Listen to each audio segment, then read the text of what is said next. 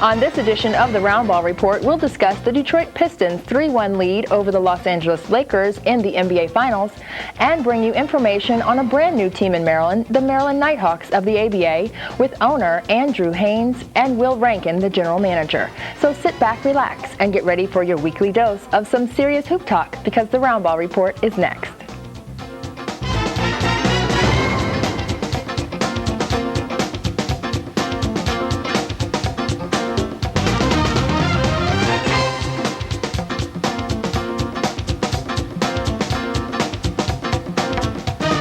And CTV needs your support and comments. Please send your comments to CTV Channel 76 at 9475 Lotsford Road, Suite 125 in Largo, Maryland, 20774. Or you can call us at 301-773-0900, extension 244, or email us at ctv76@ctv76.com. Hi, I'm Kwame Brown. Today in the D.C. metro area, there are more than 2,000 people waiting for a life-saving organ transplant, like my friends here. We're asking you to help by becoming an organ donor. Did you know one donor can save or improve the lives of up to 30 people? To give the gift of life, sign an organ donor card and share your decision with your family. For more information, call the National Kidney Foundation.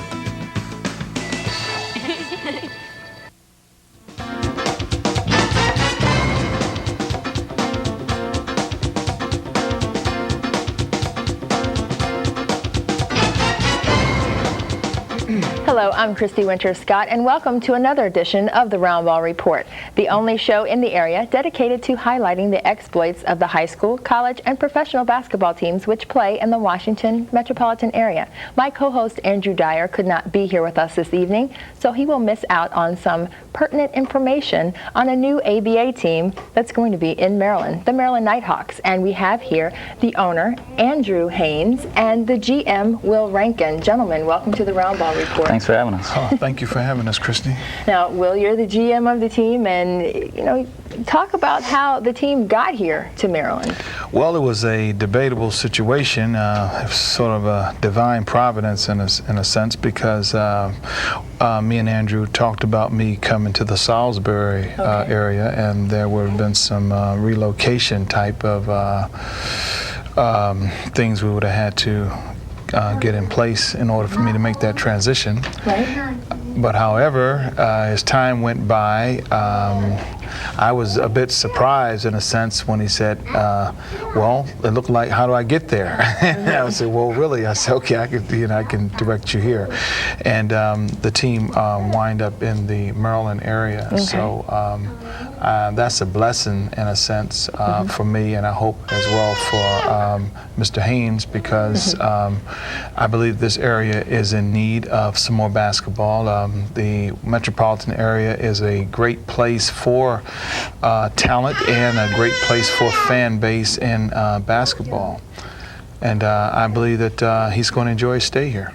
Right. And Andrew, you're the owner of the team, and how excited are you for this league to touch in on this metropolitan area, like Will said? We're real excited. This is a big market for the ABA to be in, and there's a lot that we can do in the community to uplift the kids and just the general basketball fans. Now, Will, you're in charge of the players as well in terms of player personnel, and talk about how that works exactly. Well, that's it's a lot on the plate. You have to go out and find good talent, of course, and we want to definitely be focused on the local talent that's already here. As you know, we have great basketball players here in the metropolitan area, but we also we don't want to be narrowed down to just that. We're looking for the best talent. Mr. Haines have made very plain stipulations in terms of bringing a championship team here. Right. And so that's going to take some work. We're going to have to really look high and low for good talent. Right. And Andrew, where will these games take place? Where will the competitions be held? We're going to be playing our home games at the Showplace Arena in Upper Marlboro, and our total season will range throughout the country, but mainly on the East Coast. Okay. And how many teams are in the ABA, Will?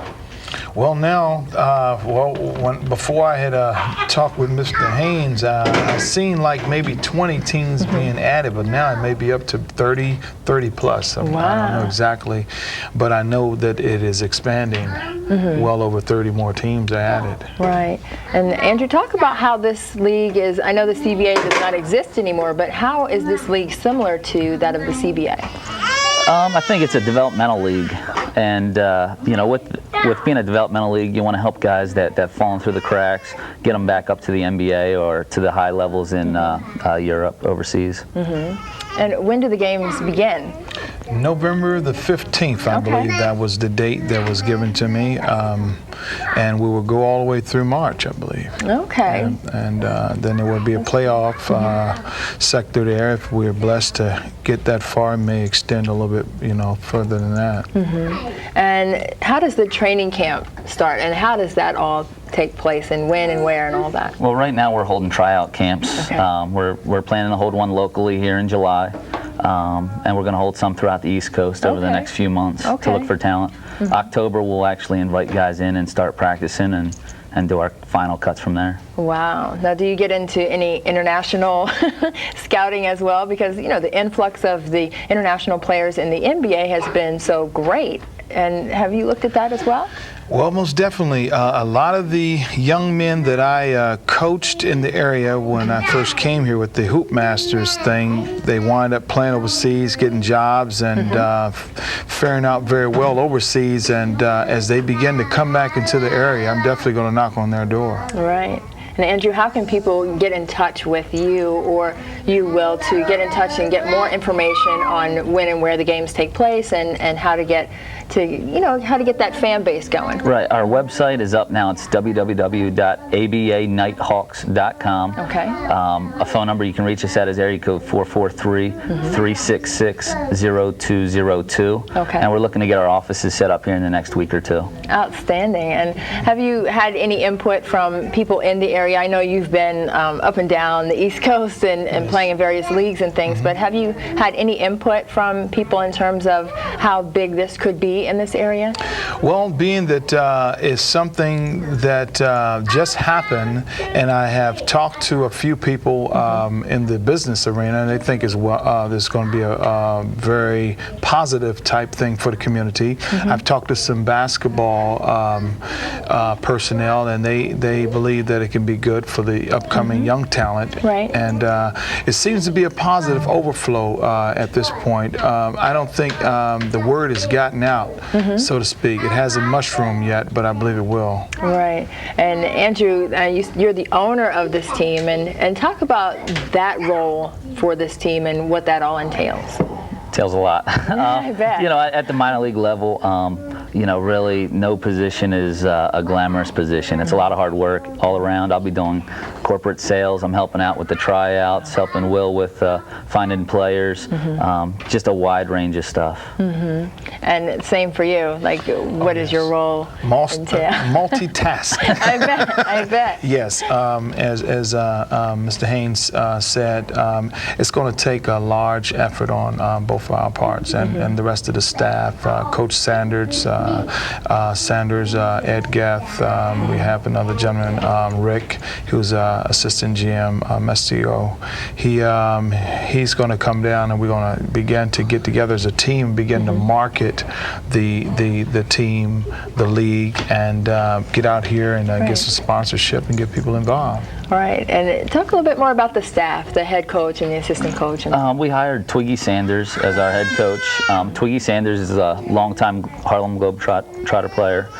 He played from, I believe, 1974 to 1991. Okay. Ed Geth is our assistant head coach. He played for the North Carolina Tar Heels from, I believe, 92 to 96 or 7 in that Poor range. thing, I'm a Terp, so you know. Anyway, go ahead. Yeah, he played overseas, and he also played for Coach Sanders in the USBL. So those two have some history together, and we also have Rick Matsko as our assistant GM, and he comes from playing minor league baseball and has a minor league baseball and hockey background. Okay. So we're well diverse in the front office. Wow, you got, you know, the full scope of things. And before we end this segment, I want you to give that information information out again, your website and your telephone number, so people can get involved. Okay, thanks. You can go ahead and give me that. It's our website is www.abanighthawks.com. Okay. Phone number 443-366-0202. All right, we'll be right back with some more NBA talk coming up next, and I hope you all get on your computers and get some information about the Maryland Nighthawks. We'll be right back with NBA talk with Detroit up 3-1 on the LA Lakers. So stay with us.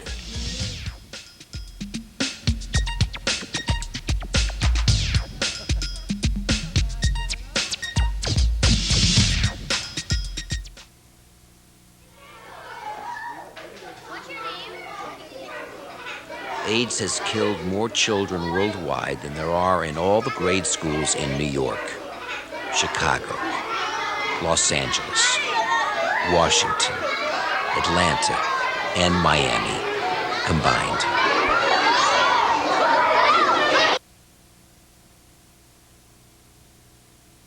The time to do something is now.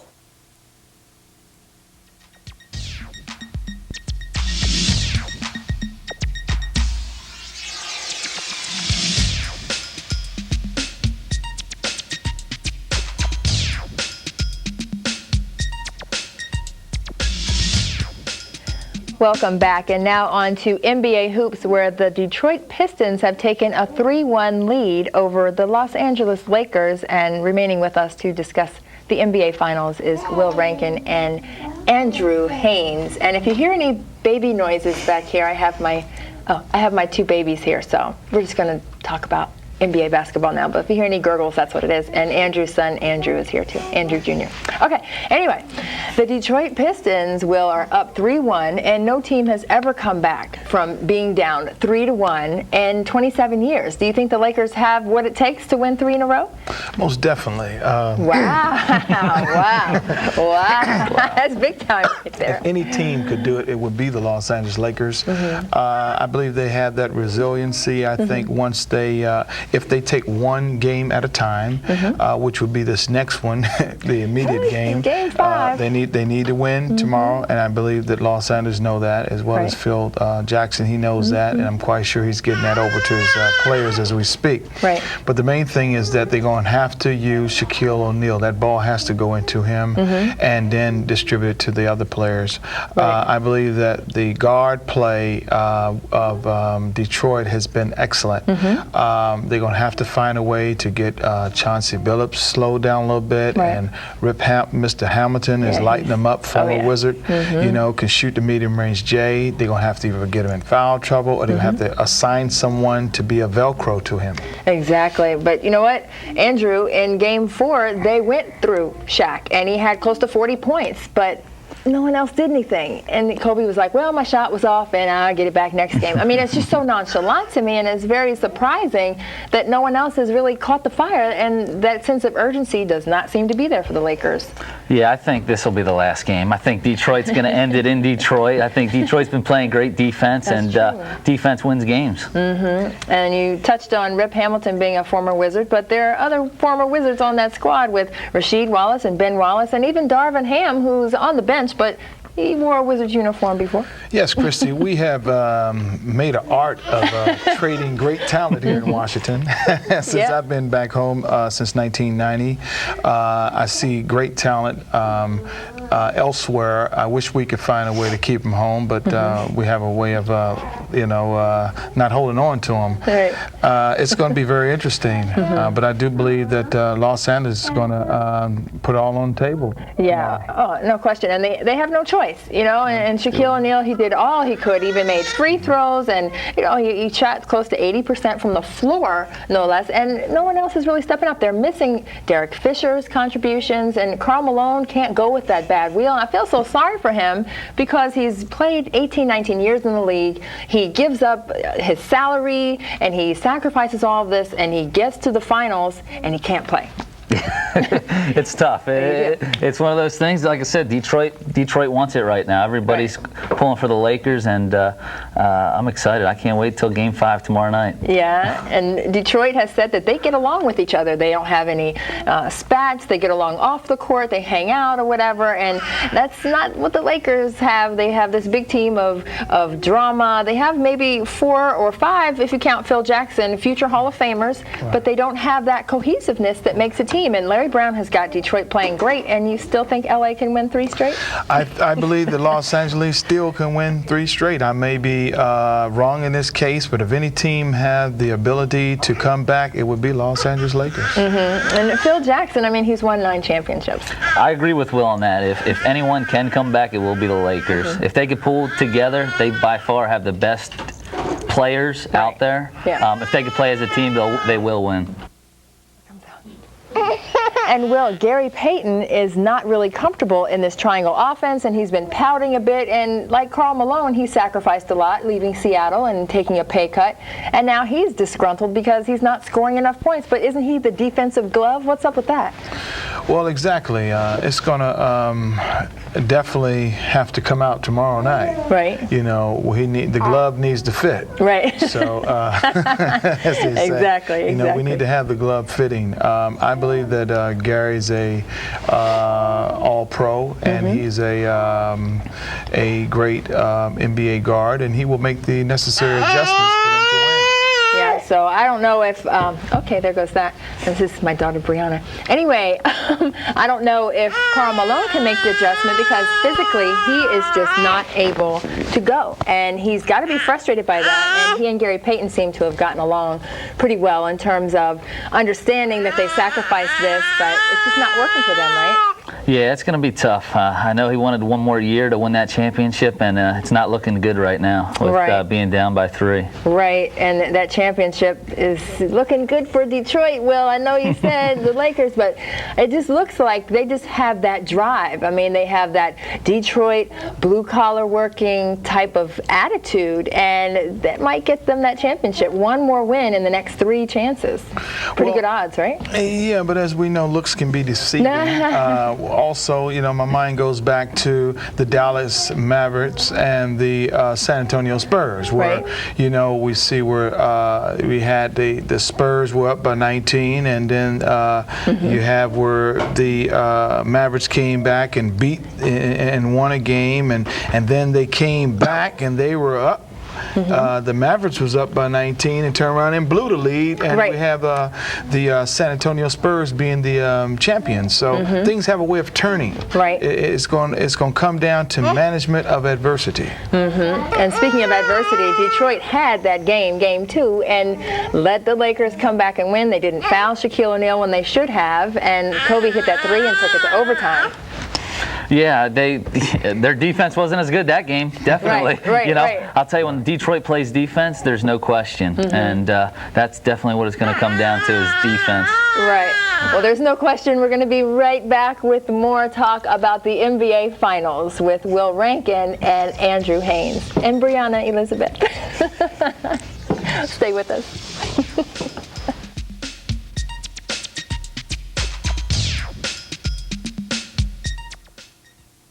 Someone with lupus. My girlfriend. My mommy. We work together. My sister. My neighbor. I know someone with lupus. She's so tired. Fatigue, achy joints, and fever. Severe chest pains, heart problems. Her kidneys gave up. He had a seizure. Pain never stops. Now she's on dialysis. Someone you know. Someone you know. Someone you know. Someone you know has lupus. But there is hope. For information, contact the Lupus Foundation of America.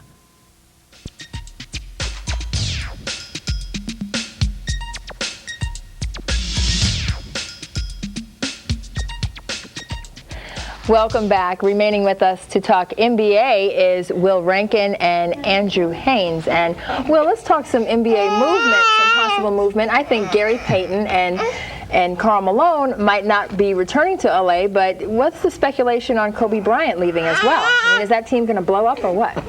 Well, that could be a little bit premature, Christy. I believe that after the season is going to, you know, open up and unfold a lot of options for them. They still have a couple of good years in. I think in the league they can play productively because they're great basketball players and they're smart basketball players. And their stock will only go up anywhere they go. Right. They're going to add depth, and that veteran persona is what teams are looking for to win on any level. And something that's interesting, let's talk a little bit about the Wizards. They have not protected Jerry Stackhouse, they have not protected Christian Laettner, and they have not protected Juan Dixon. Is that something that's surprising to you, Andrew? Because they could be headed down to the Charlotte Bobcat organization.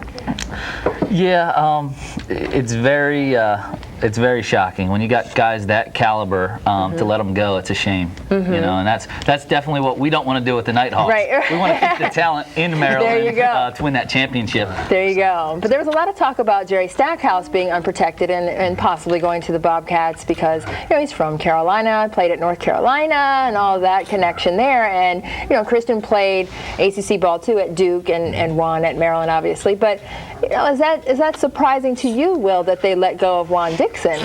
Well, nothing surprises me, Christy, with the Wizards. As I said earlier, they make some extraordinary changes there, and a lot of the players wind up here and go out and they find a niche, and they become great players other places, you know.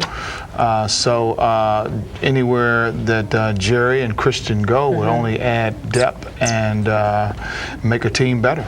I think it's a good fresh start. If Juan Dixon does end up with the Charlotte Bobcats, Andrew, I think that he will be getting better. I mean, he's a young player. He's only been in the league for 2 years. So, I mean, if he gets that fresh start, do you see him possibly becoming a player like a Rip Hamilton, someone that could hit that mid-range jumper, can also play a lot of defense? Definitely. I mean, with practice and some time to develop, I mean, I think he'll go a long way. And with the Wizards, let's just talk about them for a little while here. I know it's the off season, but some strange things happen in the off season, and we just talked about the three not being protected for free agency. And just talk about the next year for them and how Eddie Jordan is going to get this team, who's relatively young, but it's kind of a mishmash of talent that he has now, and without protecting Jerry Stackhouse, who is going to be that go-to guy? Whoa, that's or will they have a go-to guy? Well, Christy, Mr. Jordan has his hands full. As you see, the talent on the Eastern Division is intensifying. The Eastern Conference is getting better talent, even if they're bringing them from the West Coast and bringing them in, and even from overseas. So he's definitely going to need to get some board strength. He's going to need some depth in that center position and in that power forward position. Washington has good guards. I like Gilbert Arenas. I scouted him out the whole season, and I think that he can play well for anybody, but he's going to need some help.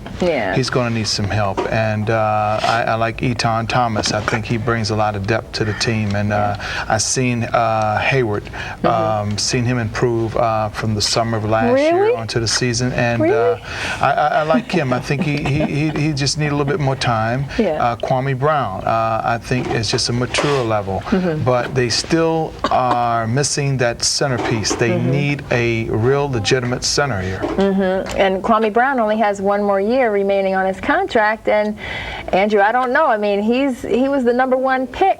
So is he going to be the cornerstone of this Wizards team or not? Time will tell.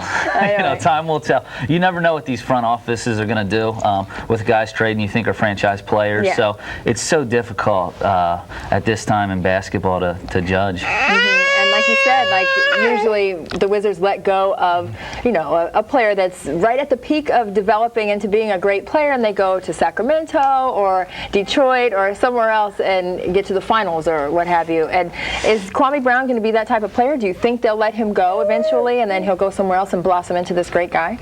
Yes, I hope that Washington and Mr. Grunfeld will be a little patient with Kwame Brown. I think he's an extraordinary talent, and I don't believe that Michael Jordan made a mistake by bringing him on board. I think someone as great as Michael knows talent, and I think they just need to be patient with him and do what it takes to keep him here. He's the type guy that you can build around, and you can become a playoff contender with someone going hard like that. Right, and when Jordan was in the front office with the Wizards, he had a hand in trading Richard Hamilton, and there was a little scuttlebutt, a little underground stuff going on about how they had a one-on-one basketball game, and Rip Hamilton kept just pounding Jordan and pounding and pounding and pounding, and he beat him, and Jordan said, "No, you can't leave until I win a game," and it didn't happen, and then the next week Rip Hamilton was gone. So was that a big mistake? Because he, obviously he might be, if Detroit wins the finals, he may be the MVP. Most definitely. I think if Rick was trying to leave, then it might have been good for him to keep winning like he did. But if he was trying to stay, he should have lost. Right. But anyway, I don't know what happened in that situation. But I do know that Rick Hamilton has come to be a great NBA pro. He shoots that shot like it's a layup. Right. He has great moves. He can finish with both the left and the right. He gets his other players involved. He plays both ends of the floor, and he's definitely helping out that Detroit Piston organization, and he's trying to get a ring on his finger. Right, and I think he will. I agree with you, Andrew. I think that Detroit just has too much defensively for this Lakers team, and I think that they are just in shock with the effort and the intensity that Detroit has played with on defense. I don't think LA thought that they were going to be that tough. Yeah, they're stunned right now. They're stunned. And I don't think they're going to recover from that, Will. I'm sorry. I just think that Detroit's going to take home that ring for the first time in, 10 years since the bad boy era with Isaiah Thomas and Bill Laimbeer. And they don't have quite that, they don't have that title yet of being bad boys, but I think that they've got that blue-collar reputation well wrapped up. Right? No. I just won't give me that Detroit I still disagree. Stuff, huh? As I said, I'm going to stick with the Lakers. Many people have asked me, Coach, who's going to win it, or who do you think, who do you like, or and I told them that I believe that the Los Angeles Lakers will be there. Right now, because they're down, to give up on them, that'd be kind of, not being a true support of that team. So I believe that we have to wait and see what happens tomorrow. All right. Well, what happens tomorrow is Game 5, and we'll give you more information on that. Well, that does it for this edition. I know you enjoyed it. It was informative and action-packed and a little loud. But stay with us for more features on the NBA Finals, WNBA, and all things basketball in the Washington metropolitan area. And remember, if it's happening on the court, we'll definitely be around the ball. And for all you aspiring basketball stars out there, don't forget that focusing on your education is your first step towards making those dreams come true. So until next time, I'm Christy Winter-Scott for Andrew Dyer. Bye-bye. These are the faces of our community.